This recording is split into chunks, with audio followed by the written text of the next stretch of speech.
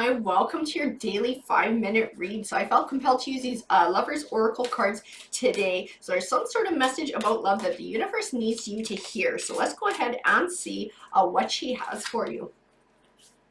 So we have love yourself first. Your self-respect makes you more romantically attractive.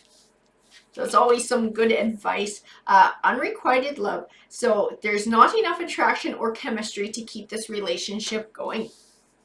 So it might be talking about a disappointment and a heartbreak as well. I have calling in your soulmate. Your prayers, affirmations, and visualizations help bring you together. So I feel like this unrequited love, this person was not your soulmate. I definitely feel like your self-esteem took a hit with this breakup. But someone new and somebody better is out there waiting for you. Your soulmate is still waiting for you to find them and to find you.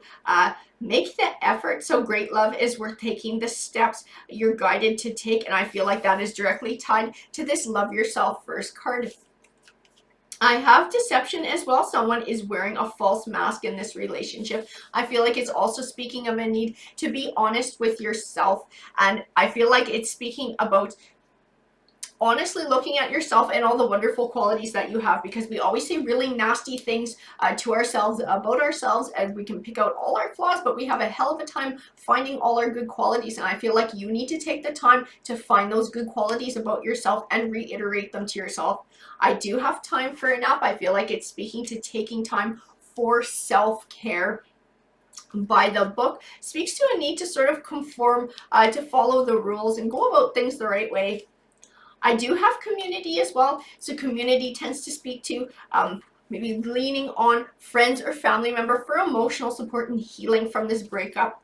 I do have deep knowing, which represents wisdom. To me, I also feel a trust in the universe that everything happens for a reason, and that trusting that the person who you broke up with was not your soulmate, and your soulmate is still out there waiting for you. I have go the distance, which speaks of a journey over time, and I feel like you've been wanting to get this part of your life started for quite a while.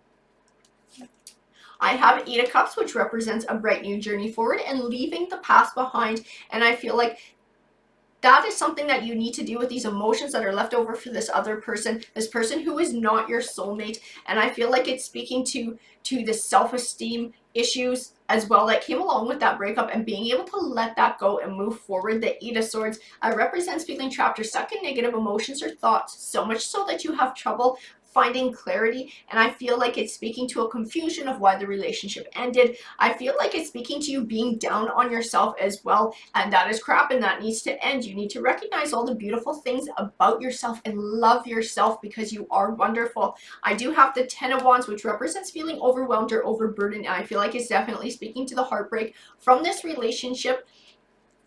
And that 8 of Swords and that confusion as well. The 7 of Wands represents taking back control, and I feel like that's what you need to do with your emotions. Take back control of your emotions. The Strength card represents empowerment, and I feel like it's an empowering journey for you. And learning to love yourself again, I feel like you're going to find your self-esteem and self-empowerment in being able to do that. The 4 of Pentacles represents holding back.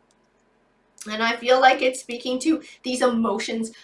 This 8 of Swords is only going to hold you back from finding your true soulmate in life. The 8 of Wands represents swift change. So I feel like there's a change in the wind and something is coming. The Wheel of Fortune represents your fortunes changing for the better. And I feel like it's definitely speaking to your love fortunes here. The Ace of Swords represents triumph. So I feel like this calling in your soulmate, I feel like this person is out there, and I feel like they're closer than you realize. And that's why tarot is stressing the need to be able to learn to love yourself and let go of the past and move forward in an empowering way. The Magician card represents having all the tools that you need to be successful in life. He is encouraging you to believe in yourself and love yourself. The 10 of Swords represents a disappointing ending, but one that's beneficial for you in the long run. And I feel like it's definitely speaking to this last breakup that you had, and recognizing that this person was not your soulmate, and now you have space in your life for your soulmate. And I believe that it's giving you the opportunity to look at yourself again and to see all the beautiful, wonderful things about yourself.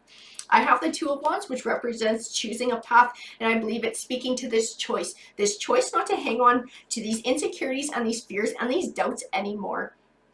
The Temperance card represents a balance between emotion and logic, so not letting these negative emotions overwhelm you anymore.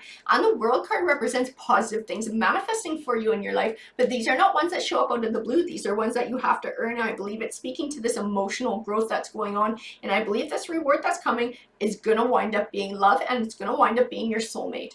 Alrighty guys, that's what the cards said to me. I hope that you enjoyed the read. Please feel free to comment. I do love hearing from you guys. And remember, if you want to participate in our free read giveaway at the end of each week, all you have to do is be a subscriber and just leave a message in one of my videos saying that you're interested. Alrighty guys, take care.